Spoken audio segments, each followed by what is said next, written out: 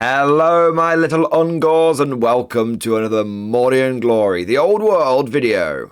Today's episode is going to be a tournament after action report. That's right, it's time for some more dispatches from the front lines. And I've got something just a little bit different for your viewing pleasure today. I did not take another variation of 100 Empire State troops. I know, crazy, insane, who is this Skinwalker? But rather, I took my new Beastmen army to their very first tournament.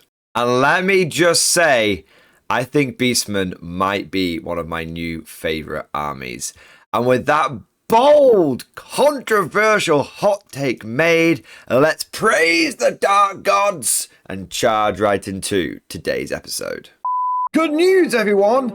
Bolt Action 3rd edition is just around the corner. And the best way that you can prepare for this new and exciting edition of one of my favourite games of all time is by getting yourself some new Bolt Action miniatures. But where can you get these models? Well, don't worry, I've got you covered. There's an affiliate link down in the description below that'll take you straight to the Warlord Games website and you can get your World War II miniature fix right from the source. By using the affiliate link down in the description below, not only will you be getting some awesome models, but you will also be supporting the channel. A massive thank you to Warlord Games for sponsoring this video, and now let's get back into the action.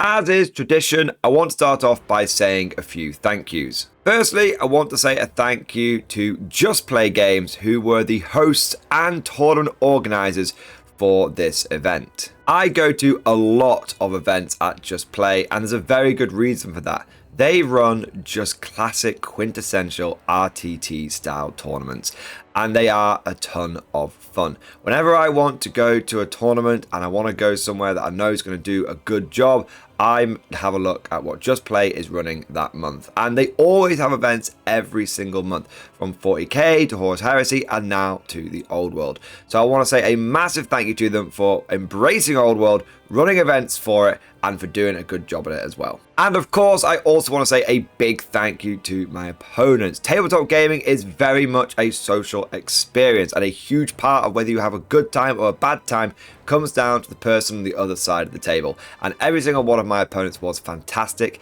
and each game was brilliant, and that was entirely down to them. But with all of that said, now let's get into this video proper, and we'll begin with the list overview. Now, as per usual, I have done a separate video going through the army list in fine detail. And if you want to see that deep dive of the Beastmen army, I'll make sure there's a link to that down in the description below.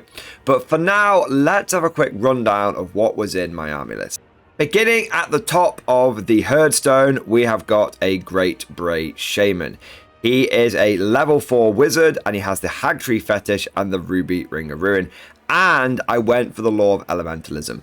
I was tempted to go for a different law like Dark Magic because I've not used that before, and I have used Elementalism a lot with my Empire army, but I decided to go with Elementalism just because of Windblast and it being such a good magic missile and the Hag Tree Fetish playing into that. I then had the big Beast Lord himself. He came with heavy armor, he was on foot, he had the Mangelder, baby, which is a magical weapon which gives him +1 strength, -1 AP, and he causes terror, and if he injures you with the Mangelder, you get very, very frightened.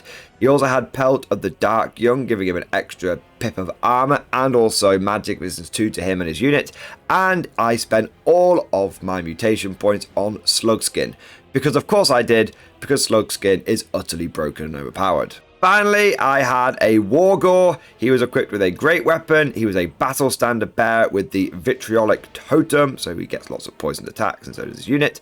And then we have the Talisman of Protection, because if I'm taking a BSB, I don't want him just getting sniped out easily. He might as well have a 5-up, 5-up. For my core, we'll start at the bottom and work our way up. I had 10 Ungors with short bows. These were here simply to fill out my core requirement. and also because I wanted something that could stick near the beast shaman whilst he was trying to do some spells and stop him from just being easily targeted. I then had 19 gores with 2 hand weapons and full command, and then I had 19 besta gores, which I can take as core thanks to me having a beast lord as the general, and they had full command, and I also had a magical standard in there, and I went for the war banner for just a pip of extra combat resolution. Rounding the list out, we have 2 units of 3 Dragon Ogres with great weapons, heavy armor, and Shah attack. Dragon Ogres are probably one of the best units in the game right now. I am very fortunate that I own so many of them, and I was just running 6 out of a possible 10 that I have in my force just to see how they do. But if they're as good as everyone says they are, I very well may be running more of them in the future. And then I had 2 really big beasties. I had a Gorgon, because that's a really good big monster. And then I had a Cygor, which I wish I had the points for a Gorgon, but I had to cut points somewhere. So we went for the Cygor. Yeah, it's probably one of the worst models in the Beastmen roster, but it looks badass, and so that's why I went in the list. 50 infantry, 6 monstrous cavalry, 2 big monsters, and 3 characters. And a nice balanced mixture of blocks of troops supported by some more agile and hard-hitting units as well. But we must move on to the lay of the land. What was the format of this event? What was the terrain like? And how competitive was it? This was your classic 2000 point RTT. There were 3 rounds in 1 day. All of the boards were played on the smaller 60-inch by 44-inch size, and the terrain was preset. In fact, Just Play was using for the first time the square-based mission and terrain packs, which is really, really good. For those that don't know, Squarebase is a YouTube channel, and they are kind of leading the charge on competitive old world play. And one of the things that they have done is actually release completely for free for any TOs their recommended terrain and mission packs, and they've play tested all of these things as well in their own events. So it was really, really good to see Just Play using those resources, and honestly it made the event so much better. I've enjoyed the last couple of old world Just Play events, don't get me wrong, but the best thing about this event was that the terrain was already set. It just made things quicker, it just avoided any imbalances occurring, and it just meant that players could focus on the games themselves. As for the competitiveness of this event, it was a fairly small event with there just being half a dozen people there.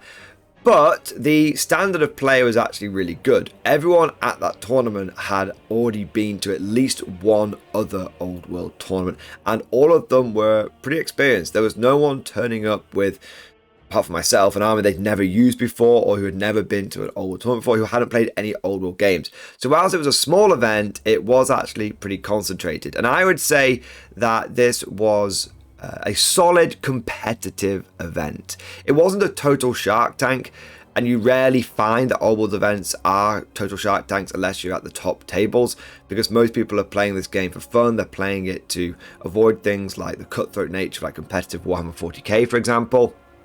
So it was competitive because of the player experience, and the lists that were being used were pretty good, but no one was really net listing, and everyone was just using the models that they had and having a good time with them. Now that just about covers all of the preamble, but I know why you're really here. I know what gets you going. That is the battles. And so without further ado, let's head into round 1. Game number 1 was Pitched Battle. Just a great way to start the tournament with a straight up fight.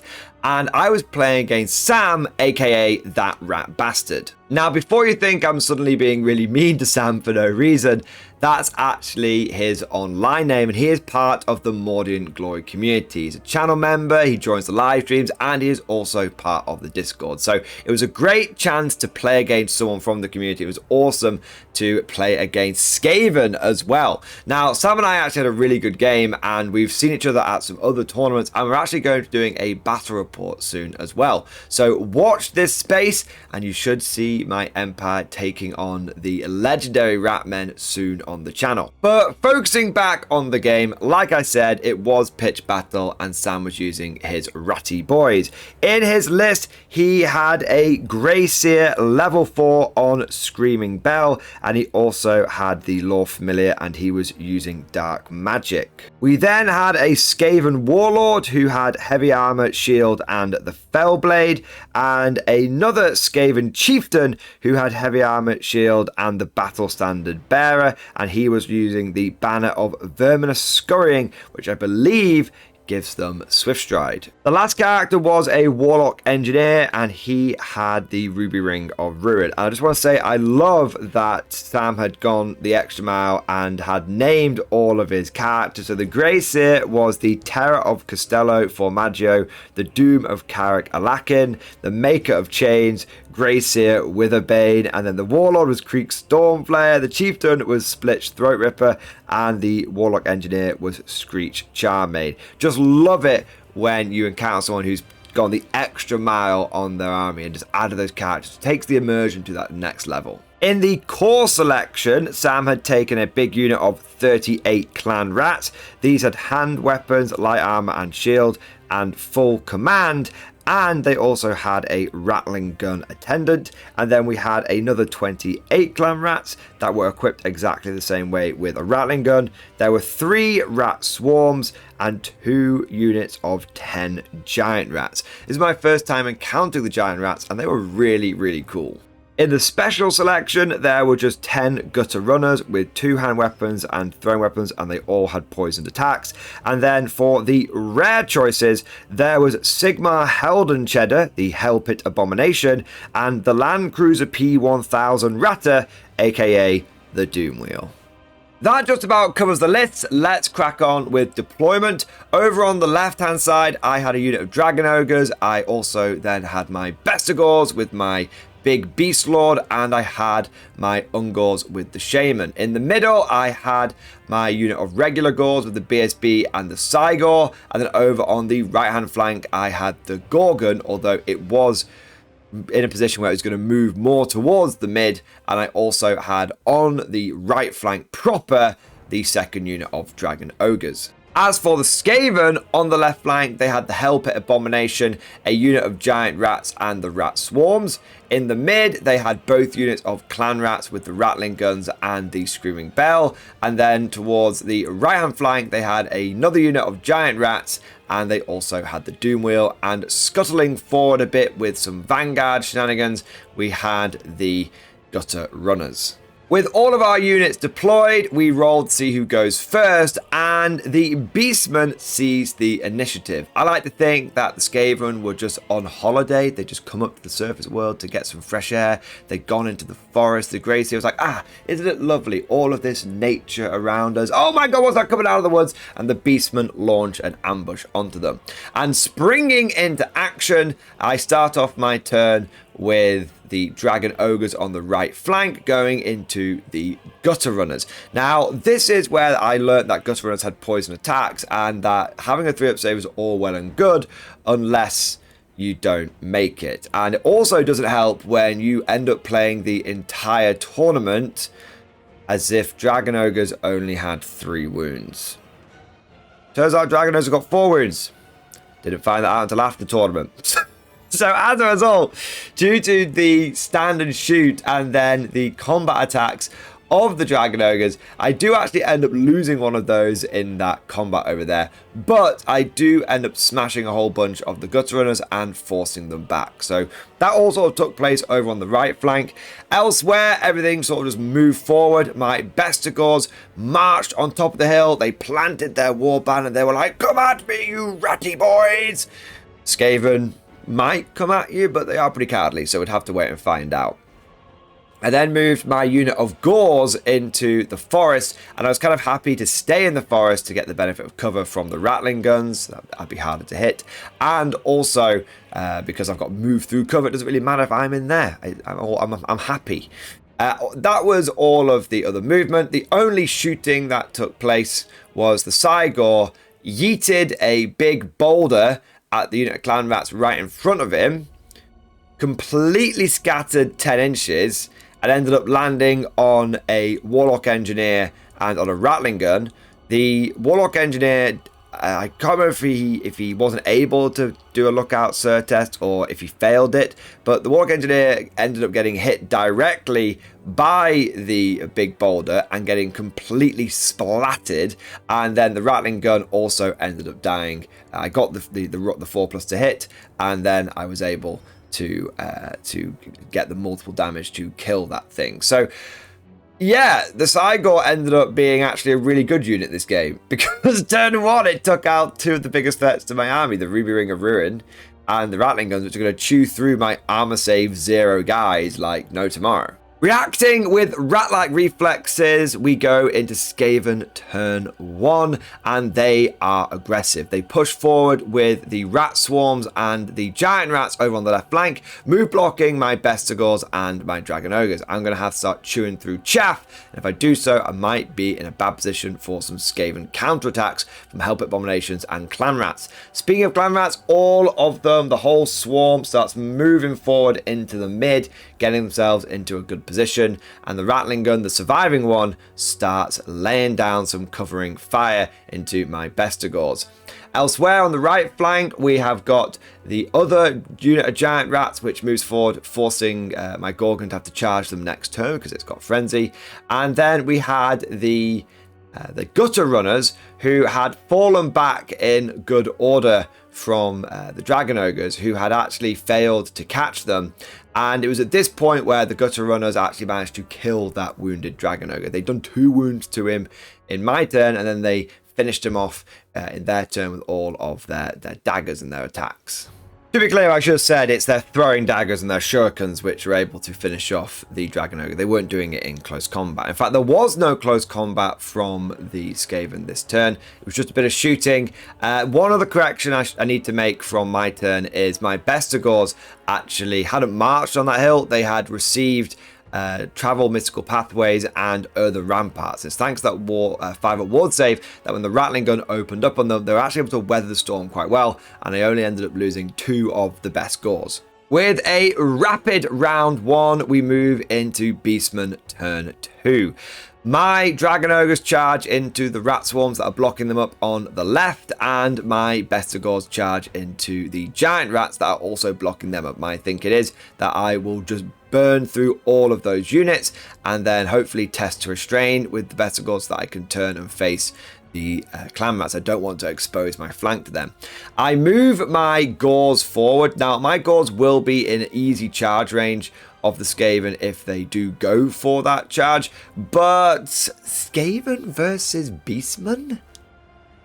I'm kind of quietly confident about that fight. Even if there is a character in there with the Fellblade, I'm quietly confident about that fight because I can just take the Fellblade on a unit champion, and then a bunch of clan rats with hand weapons I don't think beat my Gors, who have got 2 hand weapons each. They've got Primal Fury, and they might get Blood Rage off as well. I also charge the Gorgon into the giant rats because I am forced to, and I continue to drive the gutter runners back with the Dragon Ogres over on the right flank. Shooting for me, the Cygor does again a brilliant job. This time he rolls a direct hit onto a unit of clan rats, and because he can see them, he doesn't need to worry about it scattering as much, and so he just gets that big hit, and he ends up flattening like an entire back rank of clan rats. I know people say that Cygors are awful, and they are, but apparently if you just get really lucky with them, they're actually quite a good unit. As for combat, the Dragon Ogres on the left are able to kill 2 out of the 3 rat swarms, forcing them to give ground. I choose not to follow up because I don't want to give the Help It Abomination a potentially easier charge. It's quite far away at this stage, and its random 3d6 movement could definitely hamper it if it doesn't get the good bounce forward. I also end up absolutely munching the giant rats over on the right flank with the Gorgon, and I also munch the gutter runners with the Dragon Ogres on on that flank as well. I do end up taking another wound of damage just from the constant poison attacks that are coming in here. But at this point, the gutter runners are getting very, very thin. And the only reason that they're sticking around is from some very lucky leadership tests from Sam. The final combat was the Bestigors.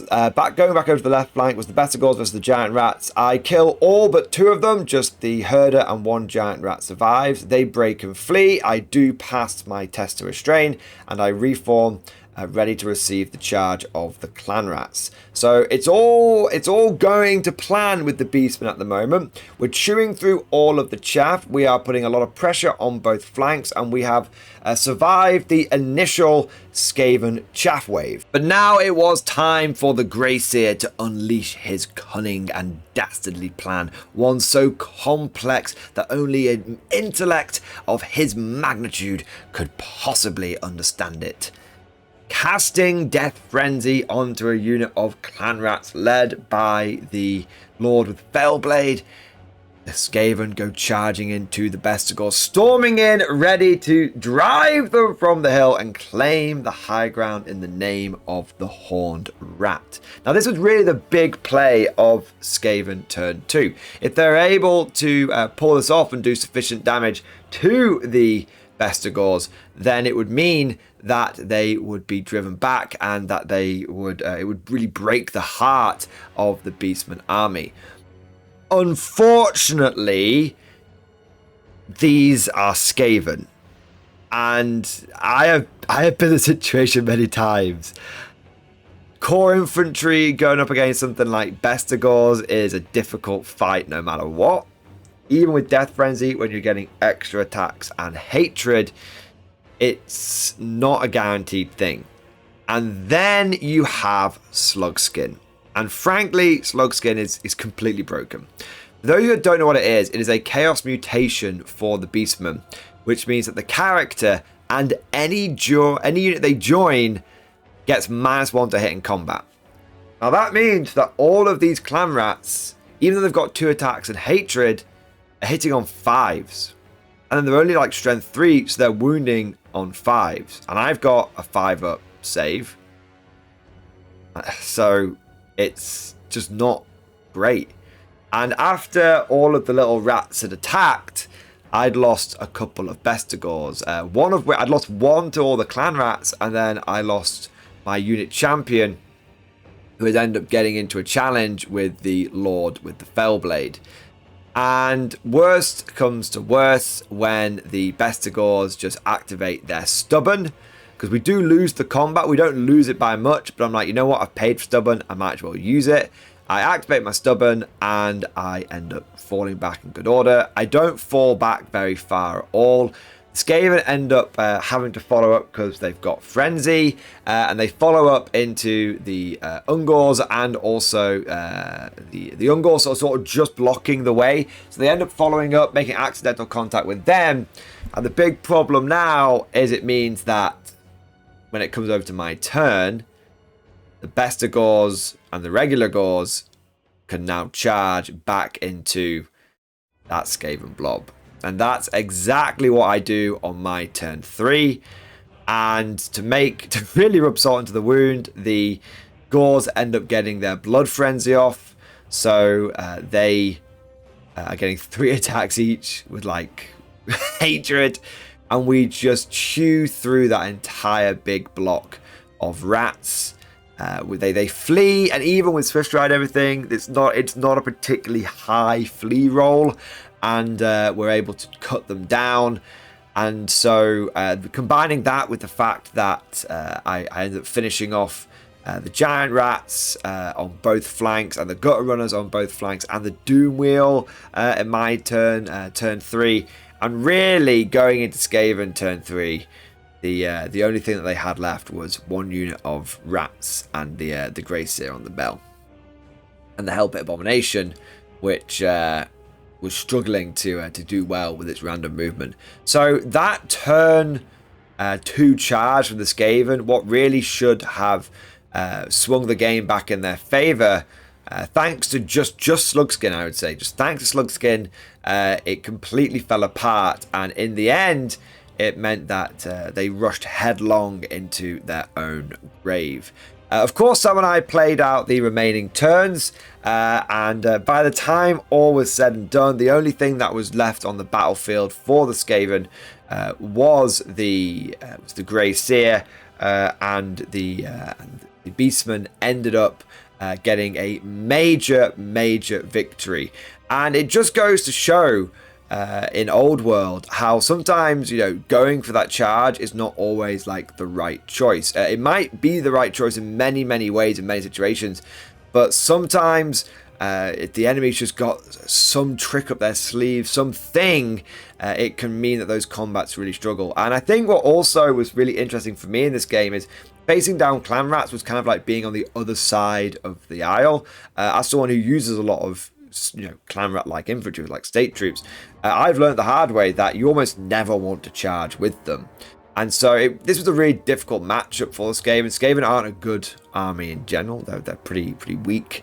It's that's nothing against Sam. Sam knows that they're not a particularly good army, but they're considered a bit of a weak army at the moment.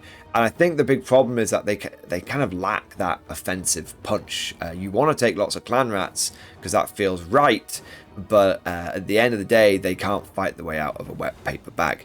And that's something that I have seen so many times in my state troops, and it kind of, I have to admit, I kind of felt a little bad, you know, sort of crushing these clan rats with gauze, because I have been in that situation myself. But at the end of the day, it is a tournament. Sam and I had a fantastic game, and it was a total victory for the Beastmen, with the Brayherds reigning supreme over the battlefield. A strong start to the event, but we were only just getting started. Round number 2 would prove to be a much more dicey affair. Game number 2 was going to be against Ed and his Tomb Kings, and if some of you recognize this army, that is because I actually played this at one of the last Just Play tournaments I went to with my Empire. So this was a bit of a grudge match. This time though, I wasn't back with the hammer worshipping fools. I was back with the glorious form, the true form of chaos, the Beastmen, and I was ready to rock. Now, the Tomb King army was a grand army, and it had a Tomb King, which was the general on dragon with the armor of the ages and the talisman of protection. There was also a high priest who was level 4 on foot with a lore familiar and the ruby ring of ruin and the lore of necromancy. And then there was a royal herald with the BSB and the banner of the desert winds. And then there was a necrotech. In the core, there's a unit of 26 Tomb Guard with halberds, light armor and shields. They were drilled, and they were the Nakaran phalanx. They also had the Tomb Captain and the Standard Bearer, who had the icon of the Sacred Eye. There were then a unit of 10 skeleton archers and a unit of 5 skeleton horse archers. In the special selection, we have 3 Necropolis Knights with the light armor shields, great weapon for the captain, and then the standard and no musician. We had 2 Tomb Scorpions, and then over in the rare units, we have the Casket of Souls and also the Necro Sphinx. Mission number 2 was Breakpoint, and for deployment I put my Cygor and both Dragon Ogre units over on the left flank behind a hill, and over on the right flank I had the rest of my army, my 2 units of infantry behind a forest, and then I had my Gorgon ready to do a bit of a flanking move, and I had my Shaman and the Ungies just chilling around at the back. I have to say, when I was doing my deployment, I was really overly focused on the Light of Death from the Casket of Souls and the magic that the wizard could do. I kind of deployed almost, this was like a 40k game, trying to hide everything behind terrain and everything. In hindsight, I probably didn't need to do that, but I was being extra careful because I have faced this army before, and I have a healthy respect for what Tomb Kings can do. As for the Skelly Boys, they had the unit of horse archers over on the right-hand flank. Their job was to try and bait my Gorgon off, and so if he charges them, he'll end up going off the board if he kills them all, if he gets a big overrun. And then we had a unit of skeletons, archers on a hill with the Necrosphinx behind that.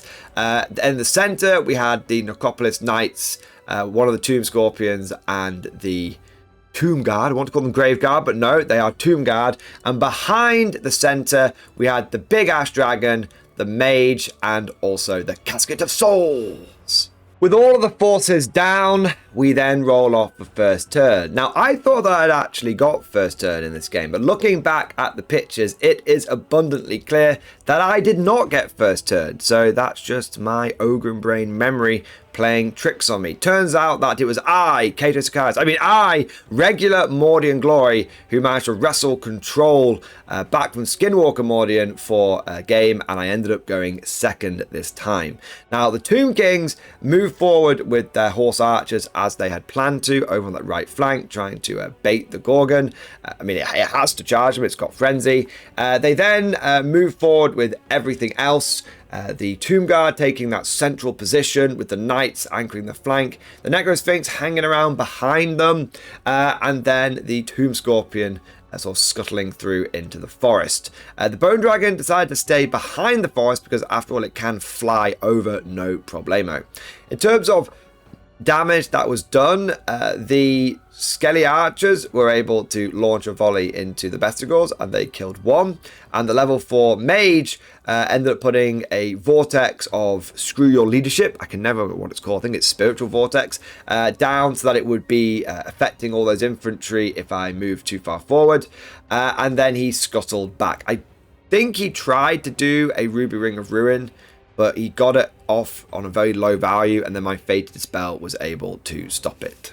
So with a pretty aggressive movement from the Tomb Kings, the Beastmen decide to respond in kind. Now, I move my Gors and my Bestigors into the forest. I know that that could cause me some problems, but I'm kind of relying on the fact that I've got like move through cover on some of my units to help me out there. The Bray Shaman and the Ungis just sort of chill out at the back, ready to start doing some magic missile damage and some shortbow damage if possible. And the Dragon Ogres and the Cygor take a commanding position on the high ground on the left flank. This develops into a bit of a Mexican standoff because it's a long charge for both sides. So we're sort of eyeing each other up on that left flank for the time being. But where the action started was over on the right flank with the Gorgon charging into the Skeleton Horsemen and completely wiping them out. But being a Gorgon, I only roll d6 for like pursuits and overruns and stuff like that because I am blood crazed. I'm too busy sucking the bone marrow out of the skeleton horses, and so I only end up rolling a 2 for my overrun, which means that I did not go off the board. Now, don't worry, guys. There was no gotchas or anything here. This is something that I had absolutely clarified with my opponent at the beginning of the game, and they were just trying to see if they could make the Gorgon go off. It's only a small unit of cavalry for them. It was worth the gamble for potentially taking my Gorgon out of the fight for multiple turns. As for my range damage, the Cygor decided to live up to its reputation. Not the good reputation it had earned in Game 1, but its more general reputation in Old World, and it yeeted a boulder into the Tomb Guard, which proceeded to scatter 10 inches. And when you are Ballistic Skill 1, it goes the whole goddamn way, and it scattered off and hit absolutely nothing. I did manage to kill one of the Necropolis Knights with a combination of magic missiles and Plague of Rust, but between me rolling kind of low and between my opponent being able to dispel 1 or 2 of my magic missiles, it did mean that I didn't do all that much damage to them. And that really was my turn. Killed a unit of horse archers, moved into a forest, and killed a knight. Nice. Turn 2 for the Sandy Skelly Boys, and it's a 10 swarm. Turn 2, not a lot happens because both armies are kind of staging, both armies are kind of eyeing each other up, trying to get a good bit of positioning. It's a very positional battle at this stage because the charges are going to be very long, and whoever goes for the first charge has got a chance of failing the charge and then getting counterattacked really, really hard. So the Tomb Kings generally just reposition a bit, and then they try and soften me up with some ranged firepower, because at the end of the day, their guys grow back and mine don't. But unfortunately, the skeleton archers are unable to do any damage to the Vestigors, and the Tomb King level 4 wizard ends up having pretty much all of his offensive magic dispelled by my level 4 wizard. So not that much range damage ends up going off. And really, the Tomb King turn 2 is just positioning and getting ready. The one thing of note that does happen is their Tomb Scorpion that is in ambush does come in. And it comes in behind my left flank and behind my Cygor and behind my Dragon Ogres. Turn 2 for the Beastmen is a very similar affair. I don't really want to go for the long charge either right now. And I've got my Gorgon that's going down the right flank, and he's going to start causing some problems. So I'm happy to play the longer game here. So I take my Gorgon down that right flank. He can't charge anything this turn, but next turn he's going to be in a pretty easy charge into those skeleton archers on the hill. I then take my Cygor and I just move him down off the hill, and I do this because I don't want that Tomb Scorpion to charge in, because it does have like Killing Blow and like Monster Killer, and so if I make it so the Tomb Scorpion can't see me, it can't charge me. Of course there's a Tomb Scorpion that is in the forest, but that's going to have to roll 2d6 and pick the lowest when it's doing its charge. So I'm kind of thinking I can avoid both of those potentially monstrous Killing Blow, those Monster Killer charges from those Tomb Scorpions. I unleash a few magic missiles and my Cygor tries to lob another rock, but unfortunately it does not quite pay off. And again, most of like I'd done a lot of the dispelling of my Tomb King opponent in their turn 2, their level 4 is doing lots of dispelling against me. No meaningful damage is done in my turn whatsoever, just a little bit of positional stuff. But then we get to the Tomb King third term, and they have a bit of a go term.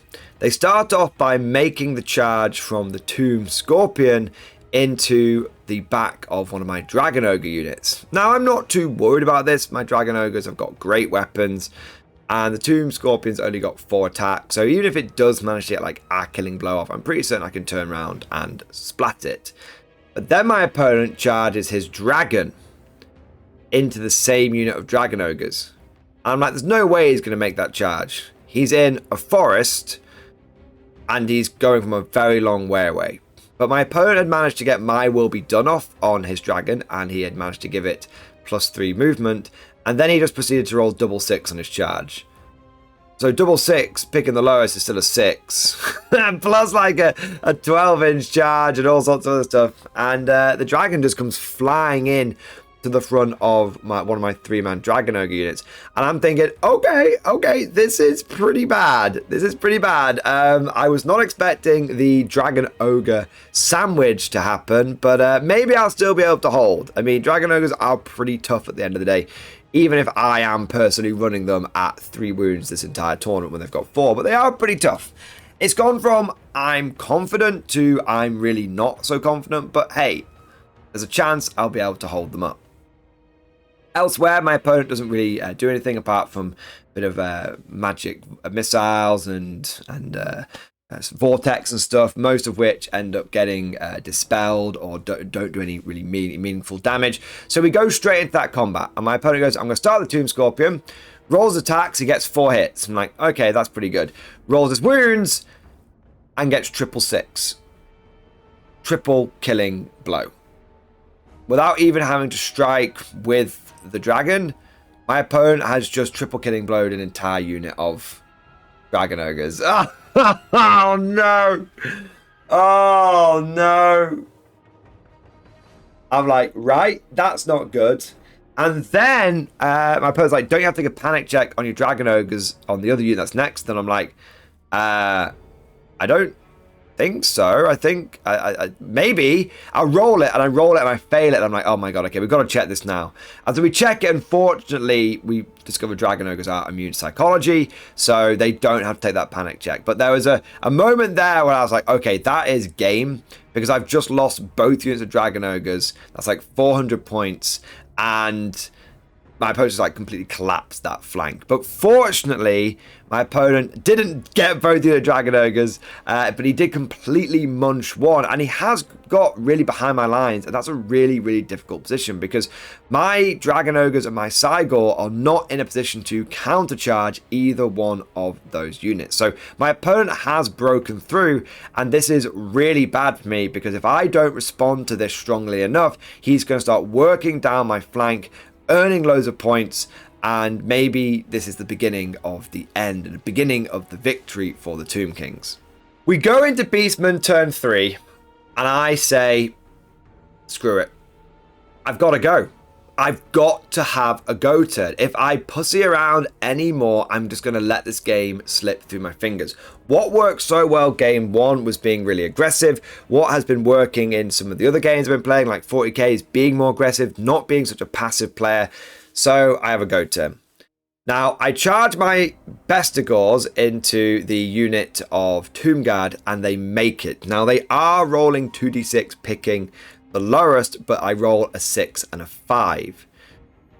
And I managed to get the best scores into the Tomb Guard, but that's not a guaranteed fight. What I need is to double gore this thing. So I roll for my gore unit. Now, gores have got move through cover, which means they ignore the -1 movement penalty for the forest, but weirdly, they don't ignore the 2d6 picking the lowest. So I roll my dice, and I roll a 6 and a 1, and I'm like, damn, I'm not going to make it. But then I remember I've got Warband, which lets me re-roll the charge. I re-roll it, and double 6 comes up. Yeah, baby! My opponent can have a double 6 charge, I can have a double 6 charge, and now both units of Gores have made it into that Tomb Guard unit. On top of this, I have been able to get my Gorgon into the Skeleton Archer unit, and my Great Bray Shaman had gone completely ham and had dispelled all of the current like remaining play spells that the Tomb Kings had, like the Spirit Leech Vortex, and also had gone completely bonkers on the Necropolis Knights and had basically magic down all but one of them, which he had also put a couple of wounds on. So really, really, really good turn from the Great Bray Shaman there. And then I get my unit of Dragon Ogres, the one that's still alive on the left flank, and they charge into the Tomb Scorpion, the one that was like bumming around in the forest, and I make that charge as well. So I've had a huge turn. Charges from Dragon Ogres, charges from Gorgons, double charges from the Gores, and the Beastmen just rip and tear. The Gorgon splats the Skeleton Archers, and the rest of them crumble. The Dragon Ogres have no issue picking up the Tomb Scorpion. And then we get to the Tomb Guard.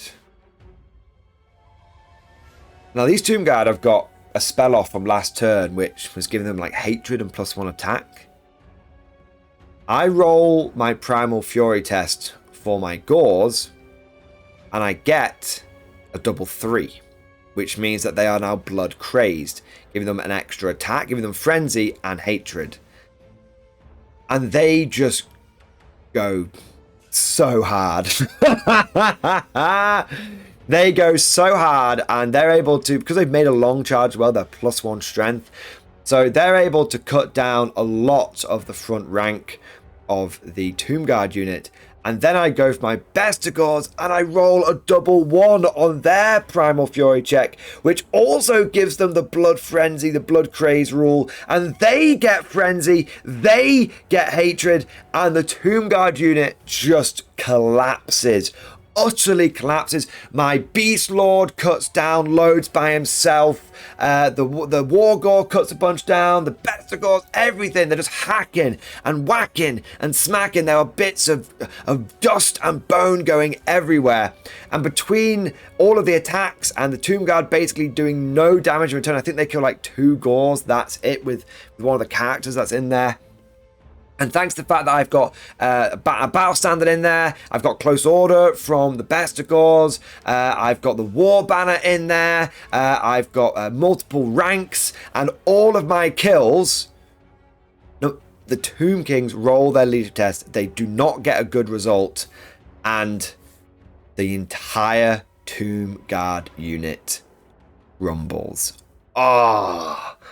And honestly, guys, that right there was game. That turn 3 berserker charge from the Gors and the Bestigors swung the game massively. Turn 3 was such a roller coaster of emotions because I thought my opponent had won it for himself on turn 3, and then my Gors going in there. This is when I started to really appreciate what it's like to have actual combat core infantry. Like, I've been saying, oh, Empire State Troops, yeah, they're fine. Empire State Troops, I don't know why anyone says they're so bad. Like, Empire State Troops are okay, but when you compare them to what I've just done here with my Beastmen, if I'd taken 2 units of Empire Infantry, almost any 2 units, and done the same thing, I would not have won that combat. But thanks to the combination of rules and a little bit of luck going off, Beastmen showed really why they are one of the top armies, and collapsing that Tomb Guard unit, I then overran into the Necrosphinx, and over the following sort of 2 turns, between turn 4 for my opponent and turn 4 for me, the Necrosphinx goes down. I also was able to overrun into the wizard that was behind the Tomb Guard unit with my regular Gors. He obviously goes down pretty quick over the course of turn 4. And it might seem like I'm kind of breezing through turn 4, but for the Tomb Kings, it was a very quick affair because they were having to reposition and get some of their units on the left flank back into the fight. And so it went back over to the Beastmen very quickly. The Necrosphinx went down. The Wizard went down. I did lose my Beast Lord to the Necrosphinx, but despite that, the Bestigors were able to kill it through a combination of like attacks and also like static combat res. And so we get to the end of turn 4, the Necrosphinx dies, the Wizard dies, the army starts to crumble, and we realize that the Tomb Kings have actually reached their break point at that stage because the Necropolis Knight went down to the Dragon Ogres. And so end of turn 4, the game stops. The Beastmen have forced the Tomb Kings to reach their break point first, and it is a crushing victory for the forces of chaos. This is one of the most fun games that I have ever had of Old World because it swung back and forth. And I have to say, special shout out to Ed for being an absolute gent in this scenario. A lot of people, when they think they've got the game in the bag and then it suddenly goes completely the other way, would probably have got pretty salty and pretty tilted. But Ed did not. Ed was an absolute gent. He was cheering the Beastmen on. He was reveling in those epic moments along with me. And so I just want to say a special shout out for Ed for being a really, really good opponent and for being a ton of fun to play against and for being a top sport. And so here we are. Round number 3. We've got 2 wins under our smelly loincloth.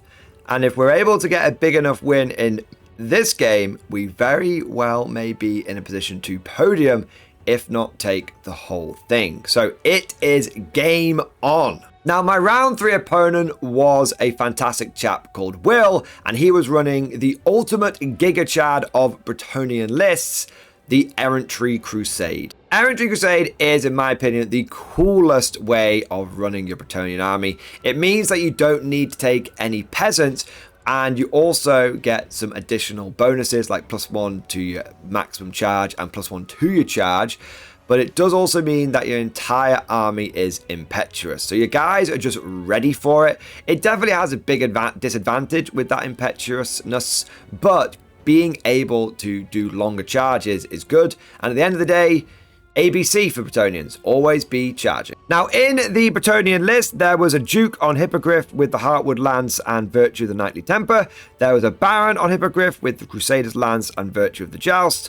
There was a Paladin who was on a horse with the free BSB upgrade, a level 4 Prophetess with Battle Magic, a unit of 9 Knights of the Realm on horseback with the First Knight with the Sergeant and with the banner, and they had a war banner. There was then 10 Naked Knights of the Realm on foot, another 5 Naked Knights of the Realm on foot, and then there were 2 units of 6 Knights Errant with just the Sergeant, and then there was a unit of 6 Pegasus Knights which had their squad leader and a banner.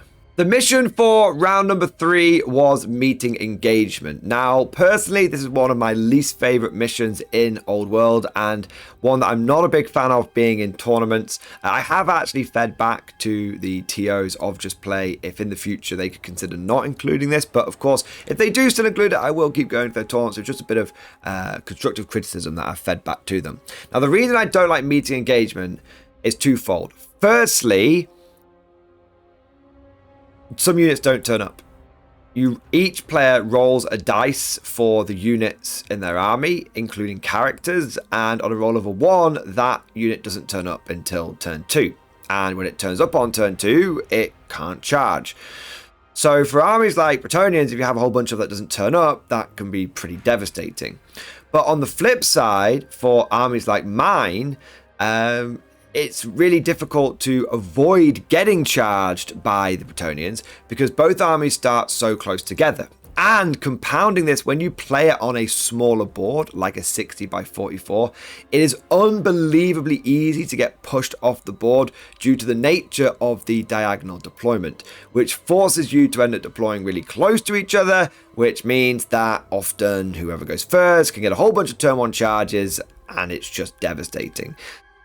So one way or another, this mission wasn't looking good. Now, it started off that I thought I had genuinely lost this game just because of meeting engagement, just because of deployment, just because of the Entry Crusade and their longer charges. And then we rolled off to see which units were going to arrive on the battlefield. I didn't roll any 1, so all of my guys were going to be there from the get-go. And the Bretonnians rolled 3 1s. First unit not to turn up was a unit of 10 Foot Knights. That wasn't so bad. The Foot Knights in this list were, my opponent said they were just there to make the points up because they were already owned. The second unit not to turn up was the Duke.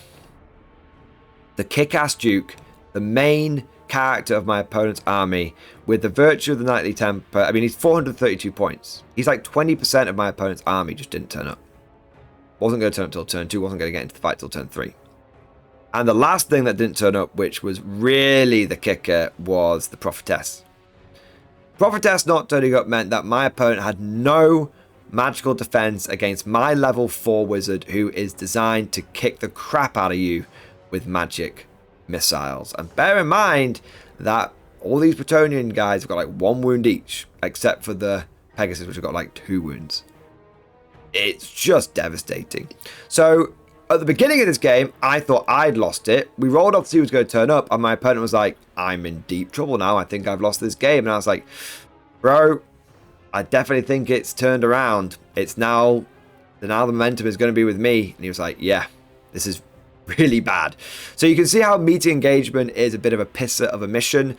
Honestly, I would have much rather played something like Watchtower, just because it's like Pitch Battle with a twist, or just play like Pitch Battle 3 times. I know as crazy as that sounds, but Pitch Battle with different terrain maps, you could probably do an entire RTT of just that. But anyway, that is enough ragging on the mission. You can't have everything. Let's get into deployment. Now, I put Dragon Ogres on each one of my flanks. I wanted them to break through the flanks and start hitting the Bretonnian units from behind and in the sides.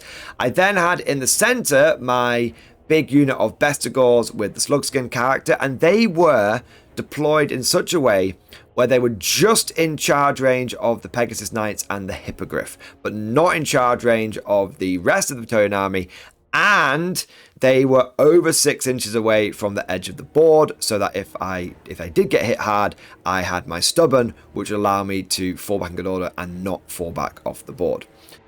On the right flank of the Bestigors that were in the center, I had the Cygor and the regular Gors. They were positioned behind the hills so that my opponent wouldn't be able to see them and charge them turn 1. And anything that came down that Valley of Death could get flank charged.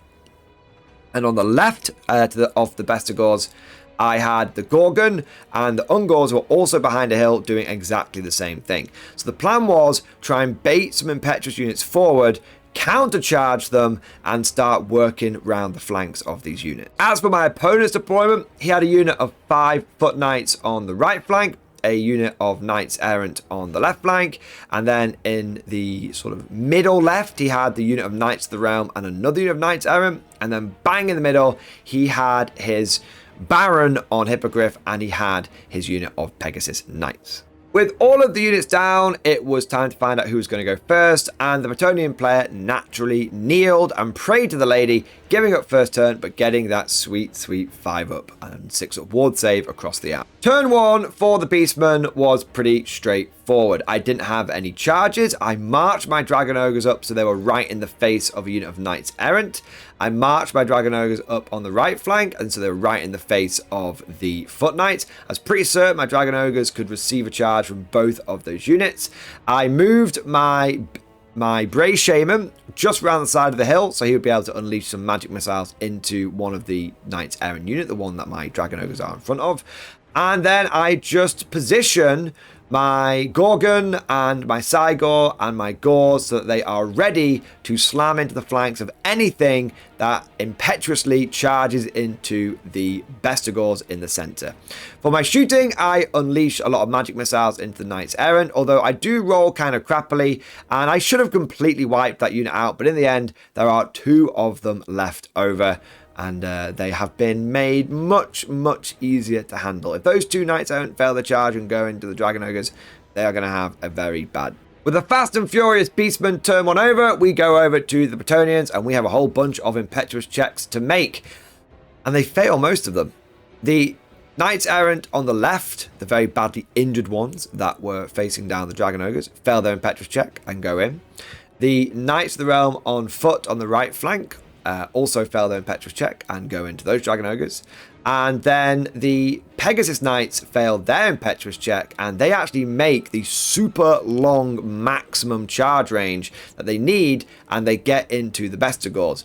This makes my opponent feel like he needs to send in the Baron to support them, and he passes his impetuous check but goes to charge anyway, but he doesn't quite make it. This is what I had been banking on. It was such a long charge that one unit was likely to make it in, but the other unit was unlikely to make it in. And I was banking on one unit failing the impetuous check, and then the other unit feeling like it had to try and support it. So everything went to my cunning plan. For combat, the Dragon Ogres completely stomped the Knights Errant on the left flank, didn't even take any damage. And over on the right flank, the Dragon Ogres actually completely flubbed it. I should have easily wiped out 5 Knights of the Realm on foot, but I actually still had like 2 of them left alive at the end of the combat. And in return, they actually did 2 wounds to a Dragon Ogre. I mean, to be fair, they did charge in first. They did manage to do 2 wounds to it. So it only had 1 wound left. I mean, it was meant to have 2 wounds left, but it only had 1 wound left because I spent the entire tournament playing this with 3 wound Dragon Ogres. So I was a bit miffed that my Dragon Ogres hadn't completely smashed it, but hey, at least I'm going to finish them off in my turn. We then get to the main fight, which is, of course, the Pegasus Knights with their furious charge going into my Bestigors. And this is when the Pegasus Knights learned how bullshit Slugskin was. A full unit of Pegasus Knights with Furious Charge. I've got about 4 attacks each. They've got a couple from the Pegasus and 2 or 3 from each Knight or the Sergeant of the Knights. And they only kill 3. They just can't hit. You're hitting on 5s. Because we're both weapon skill 4 and you're -1 to hit. Now, in return, I don't do a huge amount of damage back to the Pegasus Knights. I think, in fact, that maybe I just took a wound off one of them. And another thing that had helped me survive the Pegasus Knight charge was the fact that I did have Earn the Ramparts off on the unit. And that combination of Earn the Ramparts plus Slugskin is just absolutely lethal. But I didn't need to win that combat. Not this turn. I just needed to pin those Peg Knights in place, because now I am going to flank them with some really gnarly stuff. Turn 2 for the Beastmen, and I move my Dragon Ogres on the left flank so they're in a position to be prepared for any reinforcing Bretonnians that are going to march on later in the game.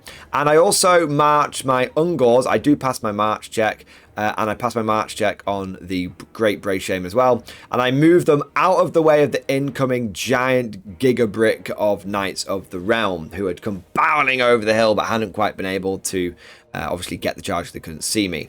Yes, this means I can't do any spells. I'm totally okay with that. I'd rather move out of the way than try and stop this with the force of magic.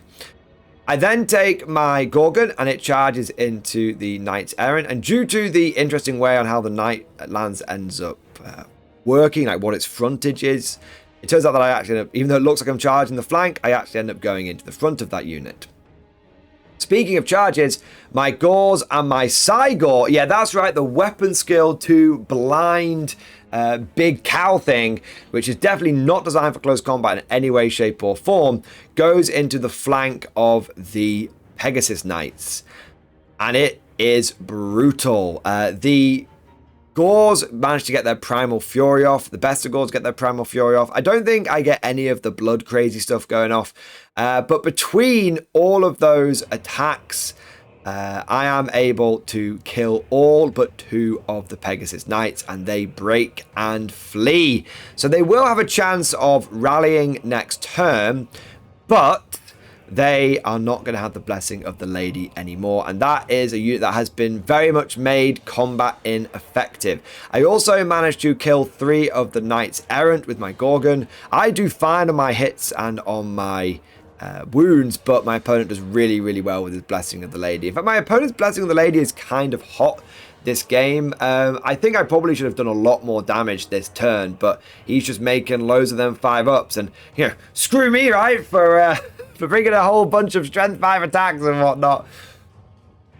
In terms of my overruns, the Cygor overruns into the Baron on the Hippogriff, and so do the regular Gors, and my Bester Gors end up deciding to just hold in place because I don't want to I want to have a chance to prepare for the enemy reinforcements and for if certain units like those Knights of the Realm start coming around the flanks. Turn number 2 for the Bretonnians, and they are in a bit of a pickle. They are getting charged and they want to be doing the charges. Their reinforcements come on and they do make it quite far up the board, but they're not going to get into the fight this turn.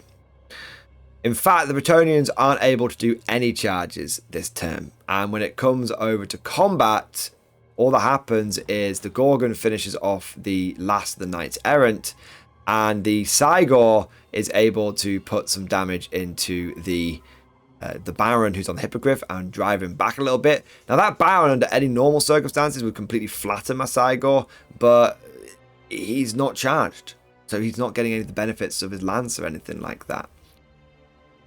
The Baron gets pushed back and my Gors end up turning and restraining so that they can potentially get a charge on the Hippogriff that's come flying down the middle of the board as part of the Bretonnian reinforcements. The other thing that my opponent does is he takes his Knights of the Realm and he brings the rounds that they are really, really deep flanking now. And if they're able to survive next turn, they are going to hit into the flank of my Bestigor unit, which is not good for me. He also does manage to rally his Pegasus Knights, and I forgot to mention it last turn, but the Knights of the Realm on foot on the top right-hand side were finished off last turn by my Dragon Ogres, and they ended up overrunning off the board. Unfortunately for the Flower of Bretonnia, turn 3 is where the Beastmen seal the deal. The Gorgon charges into the rallied Pegasus Knights and easily stomps them flat. The Cygor ends up forcing the Bretonnian Lord back with support from the Bestigors who go charging in. And we're able to break him, and he does not flee far enough and he gets caught down. So that is the Baron taken care of. My regular Gors charge into the Hippogriff Lord, and we do manage to do a wound to him, and we do lose our champion in return. But that's okay because we have managed to sort of keep him on the back foot and keep him back from getting into some of our more valuable units like the Cygor and also the Bestigors.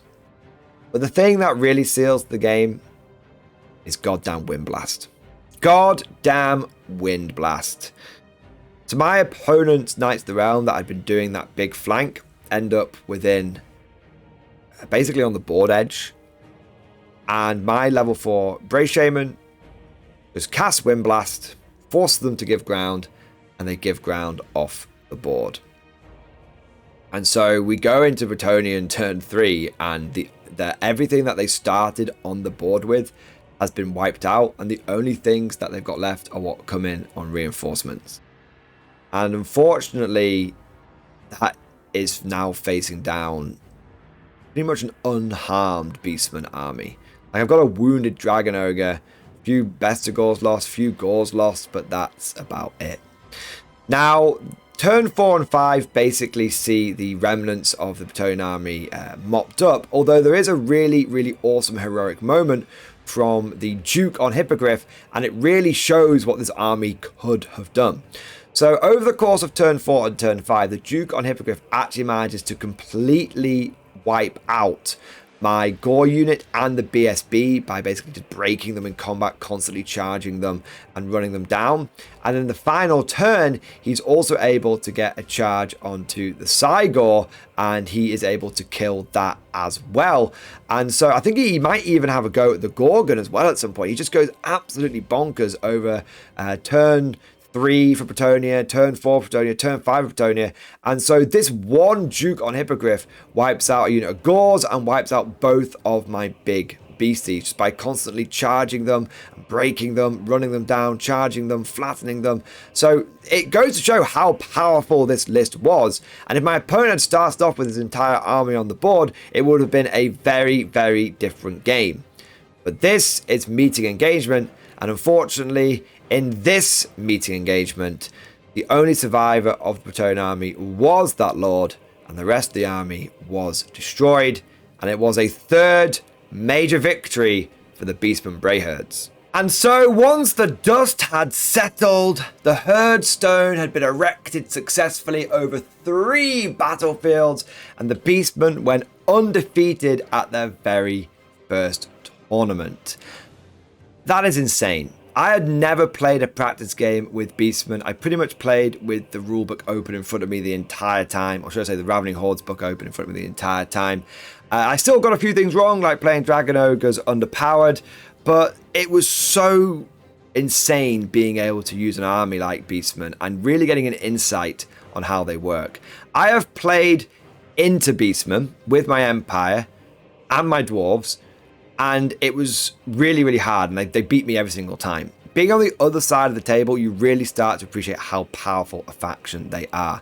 What's interesting is my level 4 mage with Viletide actually ended up not doing all that much damage, like maybe 1 or 2 turns he showed what he could do. The rest of the time, it was coming down to the smashy. And for me, I think what makes Beastmen so damn good is that Primal Fury. A couple of times I got off the Blood Fury, and that was bonkers. But even without it, just having access to rerolls is awesome. In a game where almost no one has them, Beastmen having them pretty much army-wide is amazing.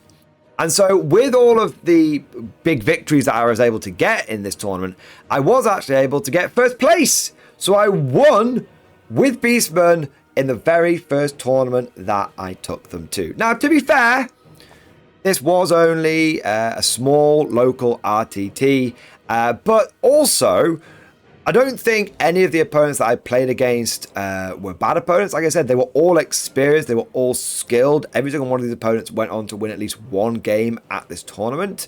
And also, there were some hard armies here. Like, Bretonnians are a hard army, and Tomb Kings are one of the best armies in the game right now. So I do think that this is an example of how good Beastmen are right now. And if you're looking for an army to get into the old world with, and you want one that is easy to play, because you just kind of point and click at the enemy and you just charge them. And if you're looking for one that is fairly easy to get built up and painted, because you don't need that many models, I only had 50 infantry and a couple of big things, then I can definitely recommend Beastmen as a good beginner army that is powerful and also feels good to use. I do think that Beastmen might be a little bit overpowered, but it could be a case of the competitive old meta still learning and adapting. I mean, this game is only 6 months old. People are still turning up to tournaments with the best they've got in their collection. I had a Cygor because that's the model that's in my collection. My army wasn't completely overtuned. And so I think that there is a chance that as the meta develops, maybe when the game sort of reaches its anniversary, people's collections will have started to mature, people will start getting a lot more experience. Although experience I don't think is something that's lacking in Oldwood right now, it's definitely more people building their armies up. And I think once that's done, we'll start seeing Beastmen starting to come down a little bit, because they do have some key weaknesses, like having basically no durability whatsoever outside of that one Slugskin Bestigor unit. But of course, all of this is just like my opinion, man. Let me know what you think down in the comment section below. Do you think that Beastmen are overpowered, or is there something else going on here and maybe just the meta needs a little bit of time to evolve and adapt? Also, let me know what other armies you want me to take to tournaments. I've got Beastmen, Empire, and Dwarves, and I'm starting to work through Orcs and Goblins and Bretonnians, but I'm open to any faction. So if there's a particular faction or army list you want me to take to a tournament or use in a battle port or get for the channel, let me know and I'll see what I can do. If you enjoyed today's video, then don't forget to smash that like button. It really, really helps with the YouTube algorithm. And also subscribe to never miss an episode.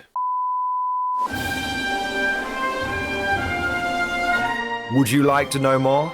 If so, then please consider becoming a channel member or patron. By supporting the channel, not only will you be doing your part, but you'll also be helping me create more content for your viewing pleasure and unlocking a whole host of perks. You get everything from a badge next to your name, custom emojis, but the big one is access to the Mordian Glory Discord server, an online community with almost 2,500 active members. It's always popping off in the MG Discord. We've got channels for army lists, hobbying, tactics, stories, and even a pretty spicy meme section as well. For all you greenhorns that wanted to see the Mordian glory hole, today is your lucky day.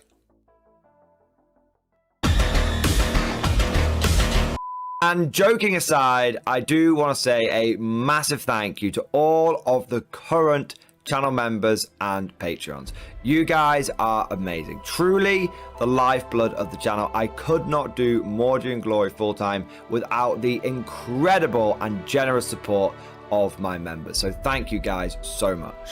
And last but certainly not least, I want to say a personal thank you to all of my top tier Patreons.